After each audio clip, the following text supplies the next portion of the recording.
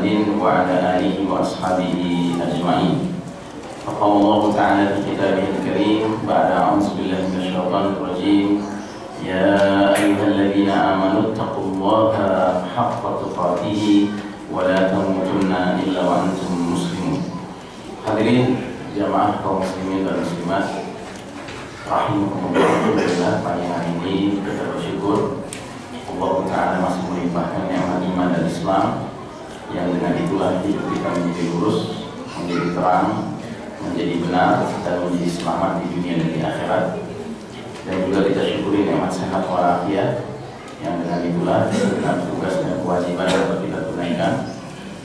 Mudah-mudahan kita termasuk hamba Allah asy-syakirin yang pandai bersyukur, sehingga pada gilirannya ketika kita berpisah dengan dunia ini kita dalam puncak keimanan dan keislaman kita dan kita meraih husnul khatimah. Salawat salam sejahtera marilah kita doakan supaya tercurah kepada manusia pilihan, Imamul Muttaqin, pemimpin orang-orang bertakwa, sekaligus qaidul mujahidin, panglima para mujahid yang sejati, Nabiullah Muhammad sallallahu alaihi wasallam, keluarga, sahabat dan para pengikutnya yang setia hingga akhir zaman, dan semoga kita tergolong umatnya yang dirahmati Allah Ta'ala. Amin ya rabbal alamin. Saudara sekalian rahimakumullah, sejenak kita mengenang ya saudara-saudara kita yang bersolimi kemarin di hari Jumat yang kelam di kota Christchurch, New Zealand, di dua masjid. Kita berdoa kepada Allah semoga mereka adalah hamba Allah yang meraih husnul khatimah, bahkan syukur-syukur mereka diposisikan Allah sebagai syuhada, orang-orang yang mati syahid.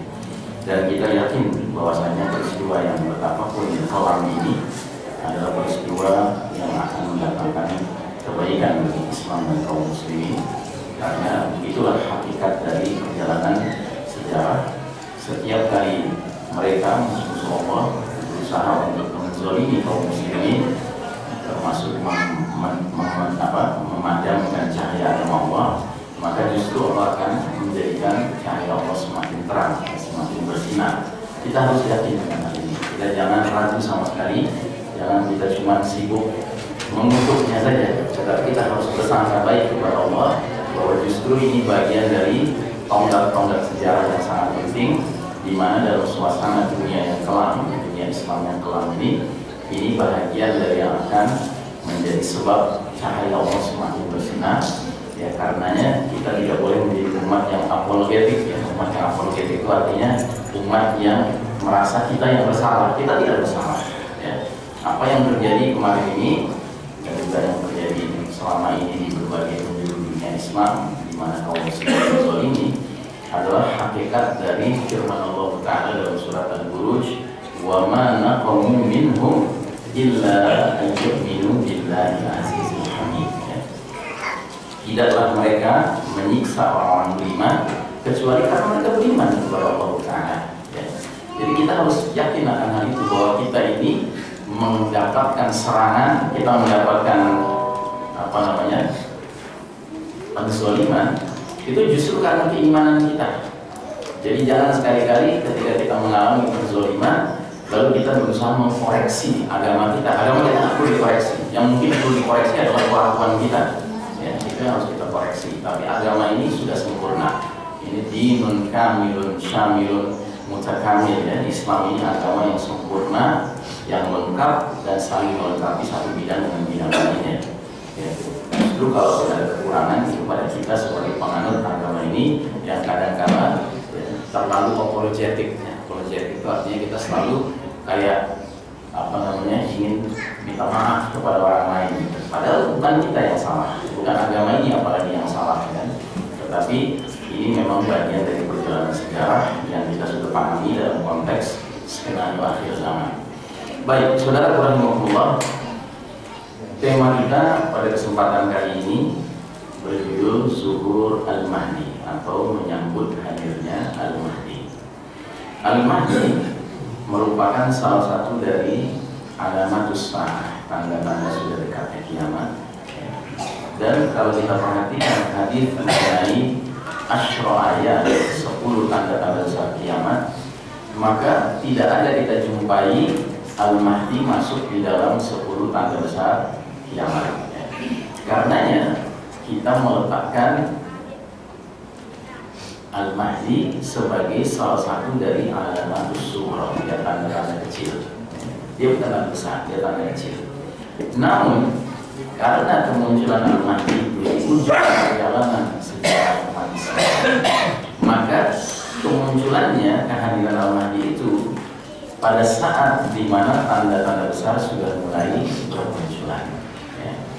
Jadi kalau kita lihat 10 tanda besar ini kan ada Tuhan, Kabut Asar, Dajjal, fenomena fitnah yang paling dahsyat sepanjang zaman, Dabah, binatang melata yang keluar dari perut bumi yang nantinya bertugas memberi tanda siapa orang beriman, siapa orang kafir, ya. Kemudian matahari terbit dari tempat terbenamnya yang menjadi tanda di langit bahwa pintu taubat sudah tertutup. Kalau ada orang mau bertaubat ketika matahari sudah terbit dari barat, dia terlambat, jadi tidak diterima taubatnya. Kemudian turunnya Isa ibnu Maryam alaihissalam yang merupakan seorang Nabiullah yang ditugaskan nantinya untuk mengajak seluruh orang kafir termasuk ahli kitab Yahudi Nasrani untuk bertaubat, meninggalkan kesesatan mereka dan mengikuti agama yang benar, yaitu agama Nabi akhir zaman, Islam ini. Termasuk Isa alaihissalam ditugaskan Allah untuk membunuh, ya, Dajjal. Kemudian ada Ya'juj wa Ma'juj, dua umat yang terkurung di balik sebuah dinding atau sumbatan, istilah Al-Quran radem, yang dibuat oleh seorang penguasa bijaksana bernama Zulkarnain ribuan tahun yang lalu. Dan setelah dia berhasil membangun dinding sumbatan itu, dia kemudian semacam memberi garansi, ya, bahwasanya Ya'juj wa Ma'juj tidak mungkin menaiki dinding ini dan tidak mungkin melubanginya. Tetapi setelah dia memberi garansi seperti itu, dengan rendah hati Zulkarnain kemudian berkata, "Hadza rahmatun min Rabbi." Dinding ini adalah rahmat karunia dari Rabbku. Fa idza jaa wa'du Rabbi ja'alahu dakka. Jika sudah datang janji Rabbku, expired date, jadwal berakhirnya dinding ini berdiri, yaitu hancur rata, ya, maka Allah akan menjadikan dinding ini, ya, hancur, ya. Dan kalau dia sudah hancur di akhir zaman, Ya'juj wa Ma'juj akan keluar, ya, dari balik dinding itu untuk menebar fasad, ya, kerusakan, karena mereka merupakan mufsidun, adalah para perusak di muka bumi, dan jumlah mereka fantastis, ya, sehingga orang-orang beriman pada masa tersebut tidak akan sanggup memerangi mereka. Baik, kemudian 7, 8, 9 adalah salah khusufin, 3 pembenaman bumi, yang satu di timur, satu di barat, dan satu di jazirah Arab. Sedangkan yang paling akhir adalah api keluar dari tanah menggiring manusia ke tempat mereka berkumpul untuk mengalami dahsyatnya peristiwa kiamat, ya. Nah, sudah barang tentu tanda yang paling akhir nomor 10 tidak dialami oleh orang-orang beriman, karena orang-orang beriman sebelum itu sudah diwafatkan oleh Allah Ta'ala melalui hembusan angin lembut, lebih lembut dari sutra, yang anginnya aromanya wangi seperti misik, seperti kasturi, yang mana angin itu tugasnya, ya, mencari orang-orang beriman sampai yang imannya tinggal seberat biji zarrah sekalipun ditemukan oleh angin itu dan diwafatkan baik-baik, ya. Sehingga yang tersisa hanyalah syirarin nas, kata Nabi, manusia-manusia yang paling buruk, yang paling jahat, orang-orang kafir 24 karat, yang mereka berlaku begitu mungkarnya, begitu zalimnya, kemaksiatannya dan dahsyat, sampai mereka yang mengalami tanda besar yang terakhir, api keluar dari Yaman menggiring mereka, mengumpulkan mereka ke suatu tempat untuk merasakan dahsyatnya peristiwa. Nah, jadi saudara rahimahullah, kita tidak temukan dari 10 tanda besar ini adanya penyebutan Al-Mahdi, tidak ada, kan, kita temukan. Namun kehadiran Al-Mahdi akan terkait erat dengan salah satu dari 10 tanda besar ini, yaitu tanda besar yang di dalam hadis ini disebutkan pada urutan nomor 9. Dan kita jangan terkecoh dengan penyebutan 10 tanda besar ini, karena para ulama pun mengalami ikhtilaf perbedaan pendapat tentang kronologi 10 tanda besar ini, kecuali yang nomor 10 disepakati bersama sebagai tanda yang paling akhir. Ya. Tapi nomor 1 sampai 9 terjadi perbedaan kronologi, ya, urutan berdasarkan pendapat ulama yang berbeda. Dan saya mengacu kepada urutan yang dirumuskan oleh Syekh Dr. Muhammad Ahmad Al-Mubayyad, penulis kitab Ensiklopedia Akhir Zaman, di mana beliau berpandangan bahwa 10 tanda besar ini akan berurutan sebagai berikut. Nah, sebelum saya bahas 10 tanda besar ini urutannya, saya kembali dulu kepada kitab ini. Kenapa saya mengacu pada kitab ini? Karena berdasarkan perbandingan-perbandingan kitab tentang akhir zaman yang saya pelajari, saya menilai isi kitab dari Syekh Mubayyad ini yang paling komprehensif dan paling up to date. Jadi pertama, Syekh Mubayyad ini seorang yang hidup di zaman sama dengan kita, bahkan dia masih hidup sekarang. Dia berlatar belakang hadis. Kemudian dia orang Gaza, orang Palestina. Kalau orang Palestina berarti dia tetangga terdekatnya siapa? Yahudi. Dan Yahudi itu adalah musuh nomor wahidnya orang beriman, sebagaimana yang Allah firmankan dalam surat Al-Maidah ayat 82. Maka kalau kita baca kitab Syekh Mubayyad ini tentang akhir zaman, kita tidak saja akan mengalami transfer of knowledge, ya, transfer pengetahuan ke kepala kita, tetapi juga kita akan mengalami transfer ruhul jihad, ya, transfer spirit berjihad, karena dia sehari-hari sudah langsung berhadapan dengan musuh nomor wahid kita. Makanya kalau kita baca kitab ini, beliau mempunyai ijtihad yang unik tentang urutan 10 tanda besar. Ya, ijtihad beliau adalah bahwa 10 tanda besar itu diawali dengan 3 tanda besar yang semuanya berkaitan erat dengan fenomena-fenomena, ya, kejadian alam yang sangat dahsyat, yang sangat luar biasa. Ya. Kebanyakan ulama dulu, ulama salaf istilahnya, jika membicarakan 10 tanda besar, biasanya menempatkan tanda besar yang paling pertama adalah keluarnya Dajjal. Ya. Coba Anda baca kitab ulama dulu. Biasanya kalau membahas 10 tanda besar, pasti mengatakan tanda besar yang paling awal adalah khurujud Dajjal. Dan itu wajar. Kenapa mereka menempatkan Dajjal sebagai tanda besar paling pertama? Karena para ulama-ulama itu hidup dalam suatu masa yang beda dengan kita, sehingga mereka tidak bisa membayangkan fitnah yang lebih dahsyat daripada Dajjal. Padahal Nabi Muhammad SAW pernah mengatakan kepada Abu Dzar Al-Ghifari radhiyallahu anhu sebuah statement yang membuat Abu Dzar sendiri menjadi terheran-heran. Ya. Beliau mengatakan, la ghairu dajjalu akhwafuni ala ummati. Sungguh ada selain Dajjal yang lebih dikhawatirkan menimpa umatku.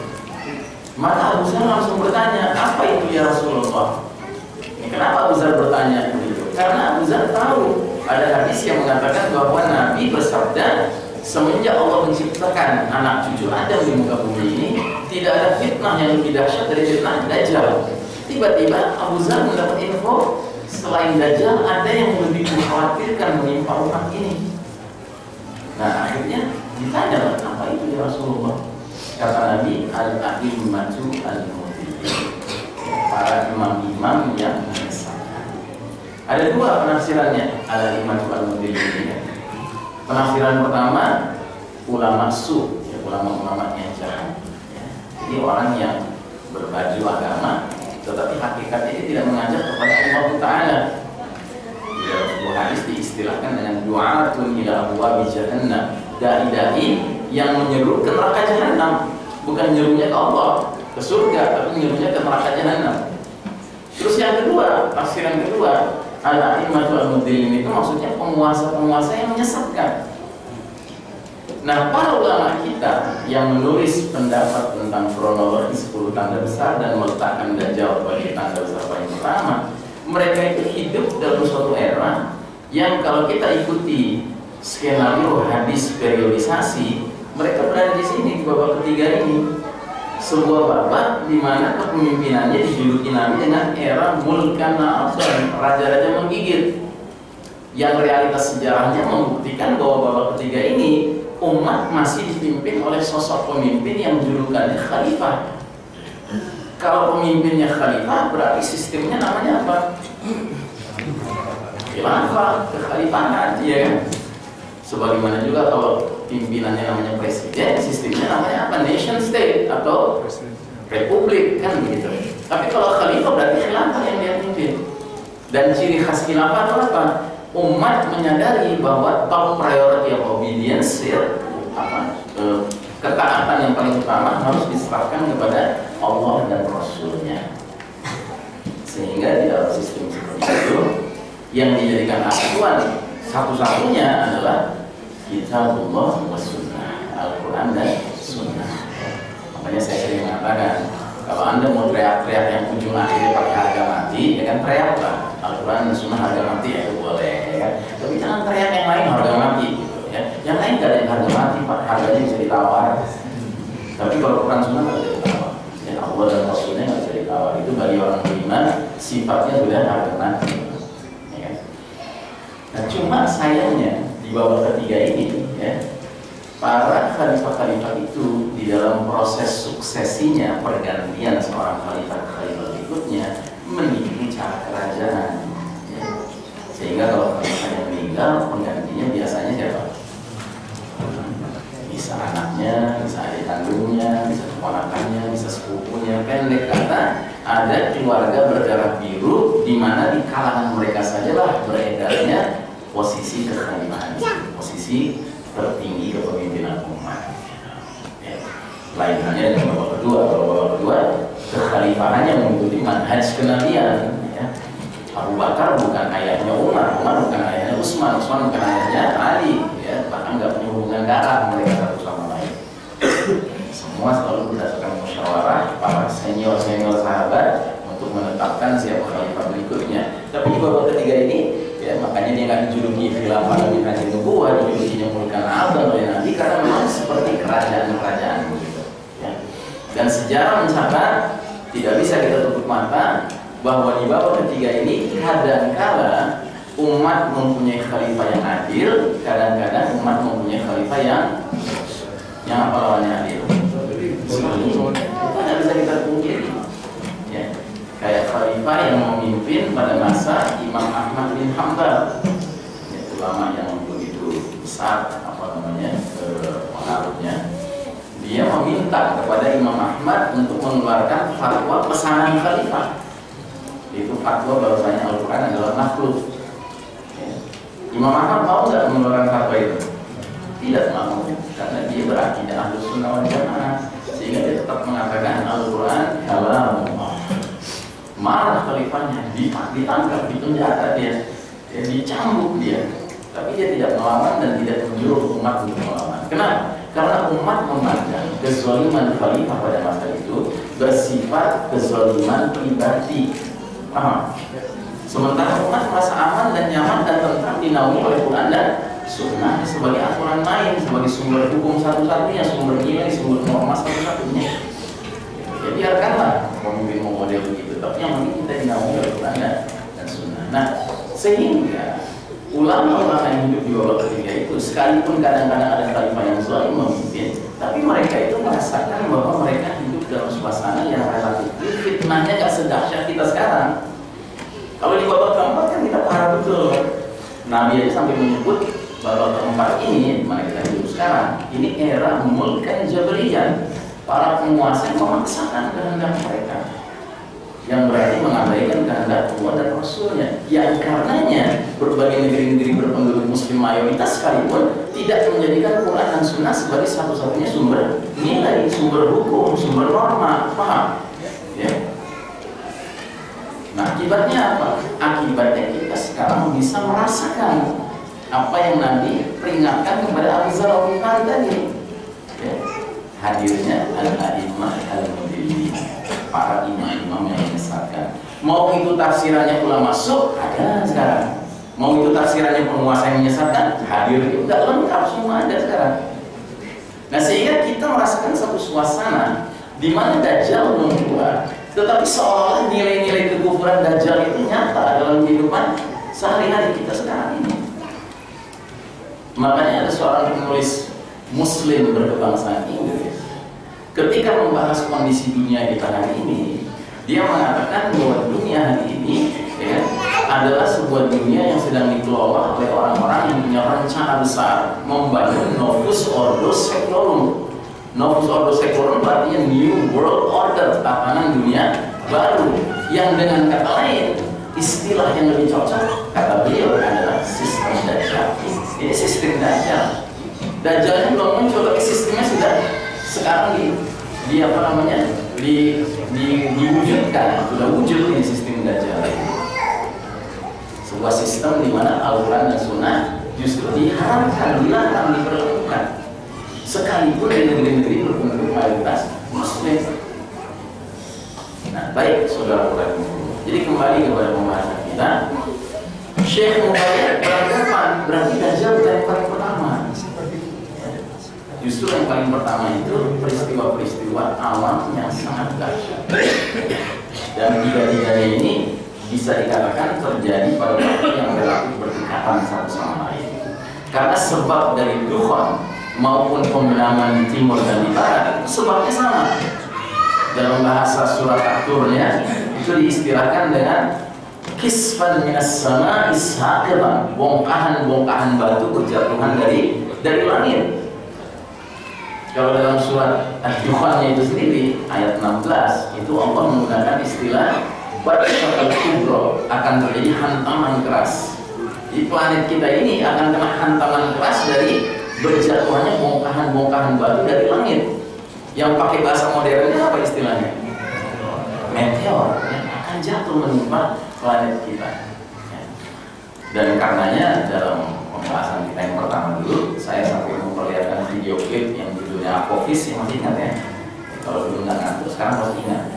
Kalau dulu ngantuk, nggak lihat, gitu kan, kalau lupa. Nah, jadi saudara-saudara, itu digambarkan di dalam klip video itu apa yang bisa terjadi kalau ada sebuah meteor yang besar menabrak planet kita ini.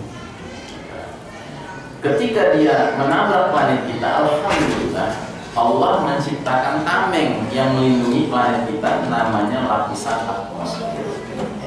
Sehingga meteor yang begitu besar ketika menabrak planet kita dia pecah. Cuman celakanya pecahannya itu akan ada yang tetap lolos. Ada yang sebagian menabrak daratan, ya, ada yang menabrak lautan. Dan menurut para ilmuwan astronomi, pecahan itu akan ada yang ukurannya tetap masih dahsyat. Diperkirakan ada yang ukurannya garis tengah batunya itu 2 km. Bayangkan 2 km itu 20 lapangan bola, dan lapangan bolanya bagian panjangnya bukan bagian lebarnya. Karena lapangan bola kan satu panjangnya kan 100 meter. Berarti 2 km 20 lapangan bola. Bayangkan bergerak dengan kecepatan begitu tinggi, puluhan ribu kilometer per jam. Nah, ketika dia menabrak daratan, dia akan menimbulkan kepulan asap kayak bom nuklir meledak, tapi kekuatannya berlipat kali dari bom nuklir. Maka terjadilah Ad-Dukhan, kabut asap menyelimuti planet kita ini, kata Nabi SAW, 40 hari 40 malam ya, menyelimuti planet kita. Bahkan Allah Ta'ala kemudian mengatakan, hadza adzabun alim, ini azab yang pedih. Jadi Syekh Mubayyad punya ijtihad yang sangat berani sekali, di mana dia katakan dari 10 tanda besar justru yang paling awal azab yang pedih. Nah, cuma kita harus ngerti azab yang pedih ini kalau diterangkan berdasarkan hadis, Nabi katakan rupanya azab ini pilih-pilih. Yang benar-benar merasakan azab adalah orang munafik dan orang kafir. Sehingga dikatakan dalam hadis, jika orang munafik, orang kafir terpapar asap Dukhan ini, badan mereka akan membengkak, keluar cairan dari lubang telinga, lubang hidung, lubang duburnya. Makanya si tokoh kafir Dajjal itu, dia kena Dukhan ini sampai sebagian mukanya meleleh. Makanya dia nanti muncul awar, makanya cacat sebelah. Ya. Suatu fenomena yang dulu Tamim Ad-Dari yang ketemu dengan Dajjal di sebuah pulau terpencil di zaman Nabi, nggak ada laporan bahwa matanya cacat sebelah, nggak ada dilaporkan begitu, karena belum kena Dukhan. Nah, ini semakin menguatkan lagi kenapa Syekh Mubayyad yakin Dajjal bukan tanda besar paling pertama. Dajjal itu tanda besar kedua kalau lihat urutannya. Sementara orang-orang beriman dikatakan dalam hadis terpapar Dukhan, apa yang mereka alami? Paling jauh yang mereka alami adalah zutmah. Zutmah itu pilek atau Tapi Anda jangan mengatakan cuman, karena apa? Ini kondisinya berat. Kondisinya berat. Karena ketika terjadi dukhon, kita akan mengalami kegelapan 40 hari 40 malam. Ya. Dan itu berat sekali Pak, sudah pilek, kemudian banyak asap lagi, ya kan? Kabut gitu meliputi kita. Ya, bagaimana kita akan hidup? Tentu ini kita sulit. Walaupun insya Allah bisa bertahan, orang beriman bisa bertahan. Ya, karena kita nggak sampai mengalami ya badan yang membengkak dan seterusnya. Nah, saudara sekalian rahimakumullah, itu yang jatuhnya di daratan. Sementara yang jatuhnya di lautan, kira-kira yang menimbulkan apa? Tetapi tsunami bukan tsunami yang dinding airnya kelasnya kelas 5 meter, 15 meter, 30 meter, tidak, tapi ratusan meter. Ilmuwan mengatakan, diperkirakan kalau benar ada kepingan meteor yang ukurannya 2 km nabrak jatuh di samudra, maka tsunami yang dia timbulkan dinding airnya mencapai 230 meter. Baik, mari kita. Jadi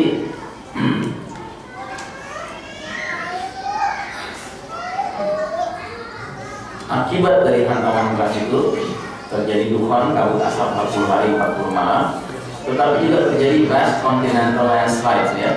Jadi pembenaman bumi berskala benua. Jadi kalau ada kepingan meteor, pecahan meteor yang jatuh di tengah samudra Pasifik misalnya, maka akan bergeraklah air berupa tsunami dahsyat ke kanan, menghantam wilayah barat Amerika Utara, Amerika Selatan dengan ketinggian 230-an meter. Tentu dia akan membenamkan wilayah barat. Kemudian yang bergerak ke kiri ya, menghantam wilayah Asia Timur, maka dia akan membenamkan wilayah timur. Itulah sebabnya saya katakan tanpa bermaksud memastikan, kita khawatir pengertian pembenaman di timur dan di barat adalah pembenaman wilayah seluas ini. Di timur seluas ini, di barat seluas ini. Sambil tolong diingat, ketinggian air tsunami-nya 230 meter, yang artinya apa? Dataran-dataran tinggi yang lebih tinggi dari 230 meter tetap bisa bertahan, ya lah. Gitu. Seperti puncak-puncak bukit yang tinggi, puncak gunung yang tinggi, gitu kan. Sehingga kalau ada di antara kita yang setelah mengerti bahwa akan terjadi skenario akhir zaman seperti ini, bisa saja Anda berpikir dari sekarang saya harus sudah mulai bikin rencana, ya, uzlah itu mengisolasi diri dan keluarga ke tempat yang tinggi, ya. Bikin kampung akhir zaman di sana sama orang-orang beriman yang sevisi, yang sepemahaman, ya. Dan ini sudah mulai dijalankan oleh rekan saya sesama dai yang biasa banyak bicara akhir zaman, yaitu Usman Ustaz Zulkifli Muhammad Ali. Dia sudah mulai, dia bahkan ketika ketemu saya menawarkan, saya sudah menyediakan lahan hektaran di perbukitan Payakumbuh di Sumatera Barat sana, ya kan? Dan saya sudah mulai menawarkan, Ustaz tertarik, silakan Ustaz. Saya bilang saya tidak tertarik karena saya tidak mau tinggal di sini, saya mau hijrah. Saya bilang begitu. Cuma sulit Ustaz, gitu. Saya bilang ya berapapun sulit tapi lebih aman. Kalau di sini kita nanti ujung-ujungnya dan berdajal. Tapi kalau kita hijrah, kita potensi bisa bergabung dengan Al-Mahdi. Ya, Ustaz di sini. Kalau berangkat bilang-bilang. Baik. Nah, jadi saudara rahimakumullah, silakan kalau Anda mau membangun kampung akhir zaman di tempat yang tinggi, karena ada sunnahnya juga. Nabi sudah bilang, di era banyak fitnah di akhir zaman, ya, tempat yang aman adalah kalian membawa hewan ternak kalian ke puncak-puncak gunung, ya. Itu memang begitu, memang arahan Nabi seperti demikian. Cuma yang paling penting adalah kita harus sadar, kalaupun kita membangun kampung akhir zaman, sebut sajalah di puncak Gunung Merapi misalnya, ya. Nanti setelah terjadinya hantaman keras, setelah terjadinya dukhon, setelah terjadinya pembenaman di wilayah timur dan di barat, jangan kaget bahwa setelah itu kita tidak lagi tinggal di puncak Gunung Merapi, tapi kita tinggal di Pulau Merapi, karena sekeliling kita air semua. Nah, sambil kita juga sadar efek dari Batshat al-Kubra itu akan terjadi shutdown modern teknologi modern berakhir, ya. Karena batu besar itu bergerak dengan kecepatan begitu tinggi, bergesekan dengan udara, tentunya menimbulkan induksi besar-besaran. Yang orang Barat kemudian mengatakan akan terjadi EMP, electromagnetic pulse, yang bermakna semua mesin-mesin kelistrikan tidak bisa beroperasi lagi, tidak bisa berfungsi lagi. Jadi wassalam komputer, wassalam internet, wassalam handphone dan seterusnya. Nggak bisa dibayangkan, Anda tinggal di Pulau Merapi, teknologi nggak ada, mau gabung sama Mahdi gimana caranya? Ya, naik pesawat nggak ada pesawat, mau naik kapal yang pakai mesin modern udah nggak ada kapal kelinci, naik sampan bahaya. Ya, sementara Dajjal sudah akan datang. Nggak masalah, kalau Anda ngerti ilmunya, Anda bisa istiqomah menghadapi Dajjal. Ya, Dajjal mengharamkan makanan buat kita, kita tahu solusinya zikrullah.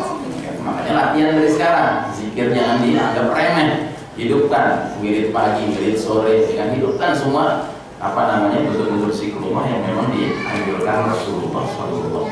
Karena Nabi bilang begitu, makanan kalian orang-orang beriman di zaman Dajjal yang menebar fitnahnya adalah makanan malaikat. Tasbih, takbir, tasbih, tahmid, dan seterusnya. Nah, kemudian juga akan terjadi significant depopulation. Pengurangan populasi planet bumi ini besar-besaran karena banyak yang tewas, Pak. Ya, efek dari hantaman White Shuttle Kubro ke daratan pasti banyak yang tewas.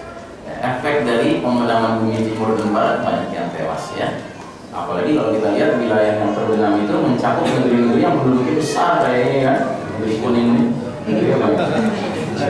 2 miliar sendiri, Pak. Seluruh dunia sekarang 7 miliar, dia 2 miliar sendiri. Makanya dia maksain ekspor ke sini kan penduduknya. Kalau Anda ngerti skenario zaman, Anda nggak usah panik. Anda tinggal bilang sama mereka, Anda kesana silakan. Lu bakal dulu gitu. Ini bakal di kuburan dulu. Cuma ceritanya kemana gitu. Ceritanya kemana? Kita harus mempersiapkan diri dan keluarga kita untuk selamat kan.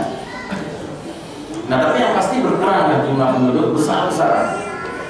Makanya nanti perang-perang akhir zaman itu, ya, kita heran. Ada hadis-hadis mengisyaratkan kita umat Islam akan perang lawan Rum, lawan Nasrani, kekuatan Eropa yang disebut Malhamah Kubro, perang besar. Tetapi dikatakan Rum itu nanti mengerahkan 80 bendera yang setiap benderanya 10.000 personil, dalam satu riwayat, dalam riwayat lain 12.000 personil. Jadi antara 800.000 sampai 960.000 personil. Itu kalau kita pakai standar ukur sekarang, jumlah kita nggak banyak, Pak. Ya kan? TNI saja satu negara Indonesia saja itu 500.000. Ini seluruh negeri-negeri di Eropa bergabung 80 bendera, ya kan? Maksimal bisa mengerahkan 960.000, nggak sampai 1 juta. Kalau kita pakai standar ukur hari ini jumlahnya nggak banyak. Tapi berdasarkan realita nanti, ketika sudah banyak masyarakat dunia ini memang tewas akibat dari peristiwa-peristiwa huru hara akhir zaman ini, jumlah segitu itu tidak banyak. Jumlah segitu itu ya banyak. Apalagi ditambah sudah nggak ada teknologi canggih kan, yang berarti perang kembali menjadi seperti perang zaman dulu. Ya. Kalau perang zaman dulu kan perang yang gentle ya, perang yang jantan gitu loh. Nggak kayak perang zaman teknologi canggih ini kan perang yang nggak fair gitu. Sampai orang membandai kaum muslimin udah kayak film game aja gitu. Ya, itu kan yang dimaukan oleh si teror gitu kan, yang kemarin membandai Masjid An-Nur itu. Ya, videonya dia bikin sendiri, dan kalau kita nonton video itu kayak main game aja, persis seperti main game, ya kan? Moncong senjatanya itu ke depan gitu, mengarah sama pemerintah, gitu kan? Kayak game saja. Makanya kenapa ada yang beranggapan jangan disebarkan video itu? Karena kalau anak kecil melihat, dia akan dengan ringannya makan game gitu. Karena memang ingin digambarkan bahwa umat Islam itu pantas dijadikan mangsa yang dibunuh seperti main game saja. Nah, kita nggak boleh menghinakan diri kita sendiri, ya.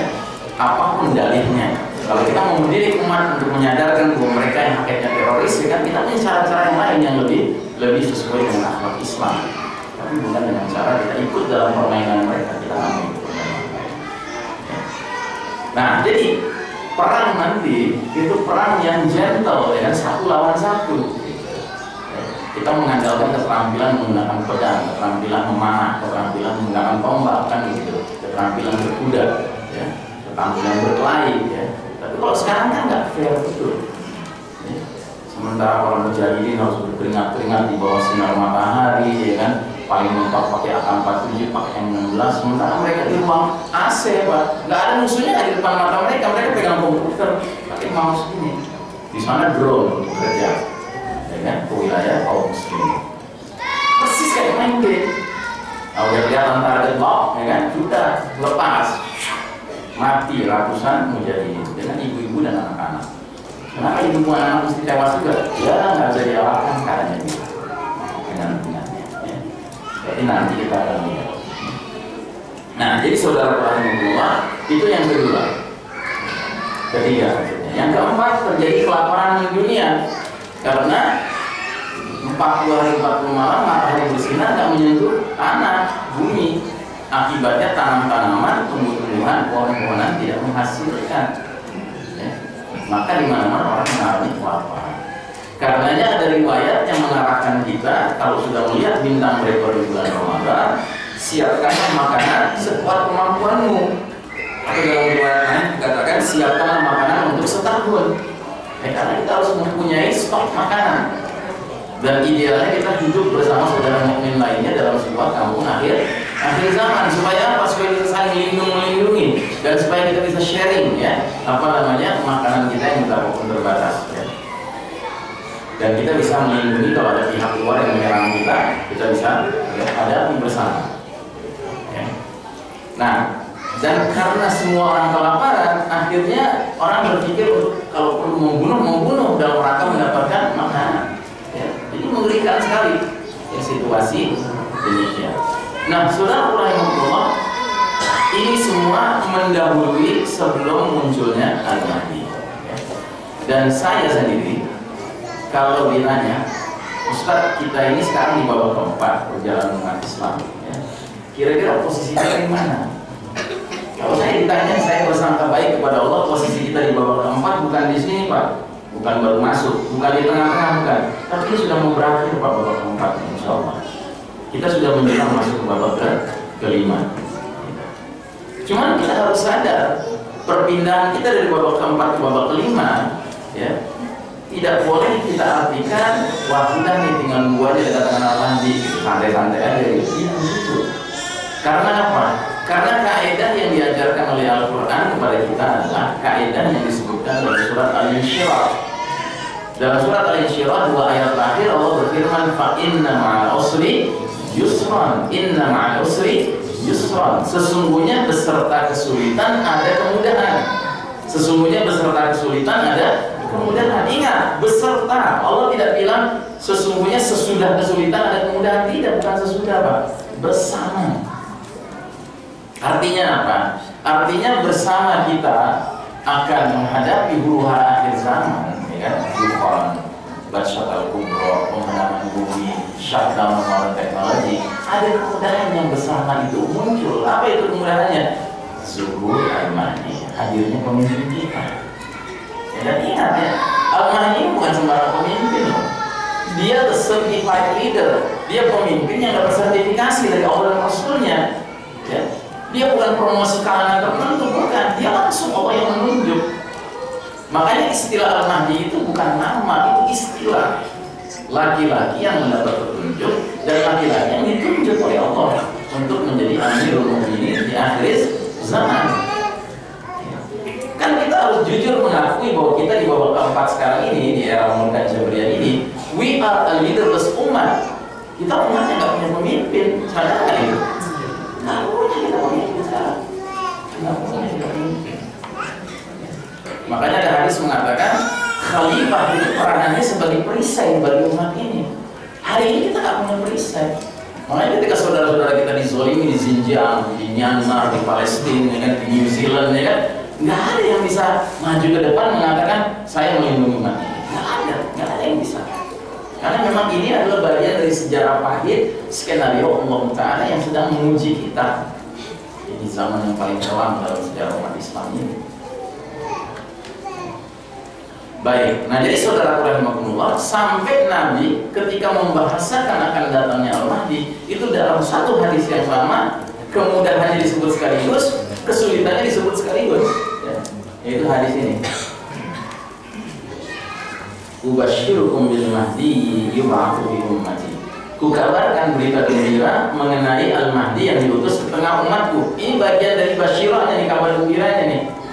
Tapi bagian sisanya itu kabar tentang peringatan-peringatan, ya, kesulitan-kesulitan yang akan mau tidak mau kita hadapi. Al-Mahdi itu diutus ketika banyak terjadi perselisihan antar manusia dan gempa-gempa, bencana-bencana alam. Ya.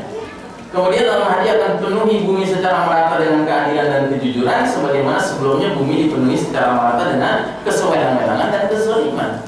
Jadi ada 3 kesulitan yang harus kita hadapi menjelang Al-Mahdi muncul atau bersamaan dengan Al-Mahdi muncul.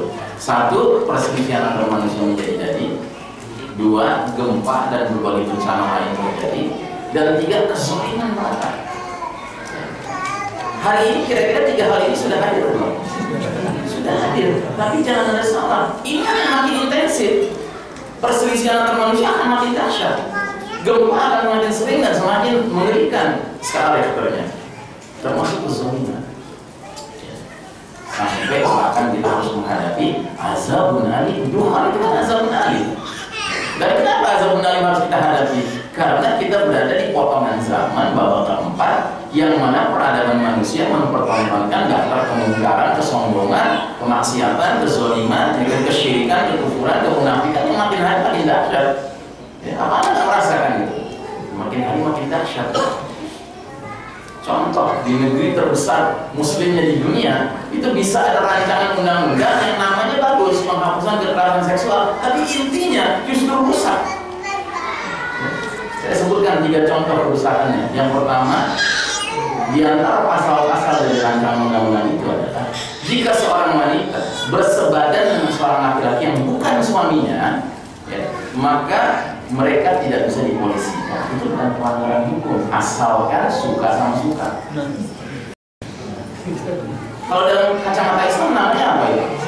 Zina. Dalam kacamata Islam kalau zina dilakukan oleh seseorang ada hukuman badannya nggak? Ada. Apa hukuman badannya? Dicambuk 100 kali kalau dia masih jomblo. Tapi kalau dia muhsan sudah menikah, dia apa? Dirajam sampai mati. Nah ini mau dianggap sebagai perkara yang fine-fine aja gitu, asalkan mereka suka sama suka. Coba Pak, ya, penghapusan kekerasan seksual katanya.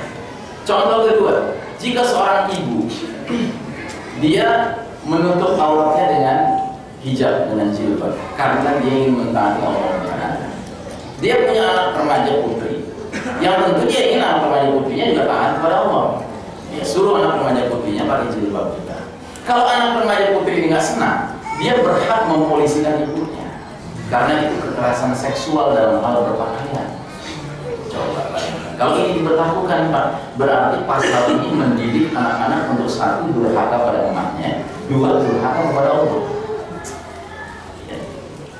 Ini zaman kita Pak, ini zaman kita sekarang kayak begitu. Ya. Yang ketiga, contoh ketiga lebih aneh lagi.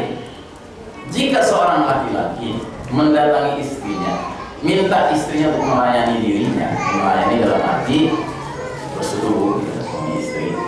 Terus istrinya lagi nggak mood, tetapi karena si suami pengen, akhirnya terjadi juga. Maka si istri berhak mempolisikan suaminya dengan alasan dia diperkosa oleh suaminya. Coba bayangkan. Kenapa ini terjadi? Karena kita sudah terlalu jauh tenggelam di dalam paham sekularisme. Pemisahan urusan agama dan urusan kehidupan sehari-hari. Ya, 1. Tapi masalah yang mendasar karena apa? Karena kita telah menyerahkan hak menentukan hukum kepada selain Allah Ta'ala. Dalam Islam, hak menentukan hukum hanya milik siapa? Hanya milik Allah. Halal dan haram itu hanya Allah yang boleh menentukan. Tidak ada manusia yang boleh menentukan halal dan haram. Makanya sampai ada ayat bunyinya afa ghairallahi abtaghi hakaman wa huwa ya wa huwa alladhi anzal al-kitaba mufassala. Apakah pantas aku menjadikan selain Allah sebagai hakim? Padahal Allah yang menurunkan Al-Quran dengan terperinci. Al-Quran ini kitab hukum loh Pak, jangan salah. Wa anzala ma'ahumul kitaba bil haqqi liyahkuma bainan nasi fima ikhtalafu fihi. Tugas Nabi itu 3 Pak. Mubasyir, memberi kabar gembira adanya surga bagi orang-orang yang mau taat kepada Allah dan kepada Rasulnya. Munzir, memberi peringatan bagi orang-orang yang tidak mau taat kepada Nabi dan Rasul dan Allah, ya, neraka nanti di akhiratnya. Tapi ada tugas ketiga, ini nggak pernah dibahas atau jarang dibahas. Wa anzalnahumul kitaba bil haqqi liyahkuma bainan nasi fima ikhtalafu fihi. Bersama para nabi itu Allah turunkan kitab untuk apa? Kitab dengan benar untuk apa? Untuk menyelesaikan perselisihan antar manusia. Berarti Al-Quran ini harusnya menjadi kitab hukum. Menurut Muslim terbesar di dunia, kitab hukumnya sumber-sumber utamanya dari Belanda, Pak. Penjajah kafir. Haji, gimana kacau negeri kita? Negeri yang dimerdekakan oleh mereka yang berjuang dengan teriakan senang Allah Akbar. Tapi dalam realitanya mengisi kemerdekaan ini dengan kacauan dalam hal sumber hukumnya. Baik, nah jadi saudara rahimahumullah, Al-Mahdi adalah kabar gembira, tetapi kemunculannya seiring dengan adanya kesulitan-kesulitan yang harus kita sama-sama hadapi. Karena itulah tabiat Islam. Islam tidak ingin hanya memberi kabar gembira sehingga orang jadi cuma ngimpi-ngimpi aja, nggak ada persiapan, nggak ada apa gitu. Tapi juga Islam bukan ajaran yang cuma menakut-nakuti saja dengan peringatan-peringatan sehingga orang jadi stres, nggak berani ngapa-ngapain. Islam itu selalu mengajarkan bahwa kita hidup di dunia ini harus memadukan antara optimisme di satu sisi dan hidup kehati-hatian di lain sisi. Selalu begitu. Ya, Islam. Makanya ada beberapa riwayat yang lagi menegaskan kabar gembira yang akan datang bersama munculnya Al-Mahdi. Contohnya ini asal dari Muhammad bin Ali bin Abi Thalib. Apabila kalian lihat api dari arah timur selama 3 atau 7 hari, maka jatuhkanlah diri kalian pada kelapangan keluarga Muhammad sallallahu alaihi wasallam. Ini maksudnya 3 atau 7 hari ini di bulan Ramadan. Jadi di bulan Ramadan kalau kita sudah mulai melihat bintang berekor antara 3 sampai 7 hari, itu sudah last warning, ya. Itu alarm terakhir untuk kita evakuasi. Entah evakuasinya mau ke puncak gunung kan, entah evakuasinya mau ke Arab kan, dalam rangka berbayar pada Al-Mahdi. Tapi yang pasti kita sudah tidak bisa lagi main-main pada saat itu. Tetapi bersamaan dengan itu mengkhawatirkan, itu tanda kelapangan keluarga Muhammad, tapi tanda kedatangan Al-Mahdi. Dalam riwayat lain lagi dari Husain bin Ali, anaknya Ali juga, apabila kalian lihat tanda di langit api besar dari arah timur muncul selama beberapa malam, pada saat itu orang-orang menjadi lapang karena itu adalah kedatangan Al-Mahdi. Jadi selalu itu bahasanya Pak, perpaduan antara usrin dan yusra, ya, kesulitan dan kemudahan. Because there is no free lunch in Islam, gak ada makan siang gratis dalam ajaran Islam. Semua kenikmatan yang kita ingin raih harus kita raih dengan cara yang harus mengandung pengorbanan, kesulitan-kesulitan. Itu yang saya istilahkan pindahnya kita dari babak keempat penuh kezaliman sekarang ini menuju babak kelima penuh keadilan kelak nanti. Mau tidak mau kita harus mengerahkan keringat, air mata, bahkan darah kita. Ya. Jadi jangan bermimpi kita bisa sampai ke masa kejayaan Islam kembali dengan cara selain daripada cara yang Nabi dan para sahabat telah contohkan. Amanu wahajaru wajahadu, beriman, kokohkan iman, hijrah, ya kan? Hijrah maknawi dulu sampai hijrah makani tempat tinggal, ya kan? Dan jihad fi sabilillah. Ya, itu jalan Nabi dan para sahabat, itu juga jalan yang harus kita tempuh. Ya, nggak mungkin kita menempuh jalan yang lain. Ya, apalagi jalan ngimpi-ngimpi 5 tahun sekali, ya kan? Ngabisin triliunan rupiah pakai kardus lagi. Ya. Itu bagian dari permainan, oke, ya kan? Tapi kita jangan terlalu serius dalam permainan. Kita harus serius dengan yang sudah jelas nubuat-nubuatnya dari Rasulullah Sallallahu Alaihi Wasallam. Baik, saudara rahimahumullah. Jadi kita masuk ke bagian pertama pembahasan tentang Al-Mahdi, yaitu general identity, identitas umum dari Al-Mahdi. Al-Mahdi itu kita bahas dari namanya, asal usul turunannya, saat kemunculan kehadirannya, dan ciri-ciri fisiknya. Ya, pertama, Nabi bersabda, "Lau lam yabqa min ad-dunya illa yawmun, lataqallahu dzalika al-yawm, tsumma tafaqu hatta yab'atha fihi rajulan minni aw min ahli baiti yuwatis musmi wasmu abi ismu abi." Sekiranya dunia ini tidak tersisa kecuali tinggal sehari saja, maka Allah akan panjangkan hari itu sehingga Allah utus seorang laki-laki dariku atau dari ahli baitku, keluargaku, namanya mirip namaku, nama bapaknya juga mirip nama bapakku. Ini maksudnya mengacu kepada Al-Mahdi. Jadi para ulama berpandangan bahwa Al-Mahdi itu namanya kira-kira Muhammad atau Ahmad bin Abdullah, karena namanya mirip nama Nabi kita, nama ayahnya mirip nama ayah kita. Ya. Terus yang kedua, asal usul keturunannya disebutkan dalam sebuah hadis riwayat Abu Dawud, Al-Mahdi min 'israti min waladi Fatimah. Al-Mahdi itu dari keturunanku, dari jalur Fatimah. Ya, sebagaimana kita ketahui, Fatimah dinikahi oleh Ali bin Abi Thalib, ya, dan dari kedua, ya, Fatimah dan Ali ini, Nabi mendapatkan berapa cucu laki-laki? 2 cucu laki-laki. Ya, satu namanya Hasan, satu namanya Husain. Ya. Nah, kita Ahlus Sunnah wal Jamaah berkeyakinan Al-Mahdi itu dari jalur keturunan Hasan. Ya. Kalau kaum Syiah yakin dari jalur keturunan Husain. Kenapa? Karena kaum Syiah itu mempunyai agama Syiah, ya, yang sangat mirip dengan agama produsennya. Produsen agama Syiah siapa? Yahudi. Namanya tokohnya Abdullah bin Sabah. Asalnya dia Yahudi, kemudian dia masuk Islam dengan maksud mengacak-acak ajaran Islam. Dia bikinlah agama Syiah. Apa kemiripan Yahudi dengan Syiah? Kemiripannya adalah orang tidak bisa jadi Yahudi kecuali kalau dia berdarah Bani Israel. Ya, orang tak bisa jadi Yahudi kecuali berdarah Bani Israel, keturunan Nabi Yakub, baru bisa jadi Yahudi. Jadi kalau model kita ini yang nggak punya darah Bani Israel, ya, ingin jadi Yahudi paling mentok jadi Yahudi KW. Nggak bisa jadi Yahudi ori. Nah ternyata Syiah juga begitu. Orang Syiah yang dianggap ori itu Syiah yang berdarah Persia. Kalau nggak berdarah Persia Iran, ya kan, itu Syiah KW. Karena Husain telah menikahi seorang putri Persia. Dari hasil pernikahan Husain dan putrinya inilah semua jalur imam-imam yang diagung-agungkan oleh kaum Syiah muncul. Kan aneh, Syiah katanya mencintai, mengagumi semua Ahlul Bait, tapi nyatanya mereka seberapa hormatnya pada Hasan? Jauh sekali, jarang sekali Hasan disebut-sebut. Yang disebut Husain dulu kan. Itu tandanya apa? Tandanya memang Syiah dengan Yahudi ini beda tipis. Beda tipis. Makanya bahkan nanti kalau sudah shutdown omongan teknologi, kelihatan aslinya bahwa Syiah dengan Yahudi nggak akan bermusuhan. Mereka masih bisa bermusuhan sekarang di mana? Di media massa. Karena teknologi masih ada. Kalau teknologi sudah nggak ada, media massa nggak ada. Akhirnya asli mereka kelihatan. Makanya sampai Dajjal nanti, ya pasukan intinya Yahudi dari mana? Dari Iran, dari Isfahan. Jadi sudah dinaungi sama Iran. Baik, itu bukan tema utama kita, itu senggolannya. Nah yang berikutnya tentang saat kemunculan Al-Mahdi. Al-Mahdi itu munculnya kapan? Al-Mahdi itu muncul ketika perjalanan umat ini sudah mendekati ujung akhirnya, ya. Seperti yang tadi kita gambarkan.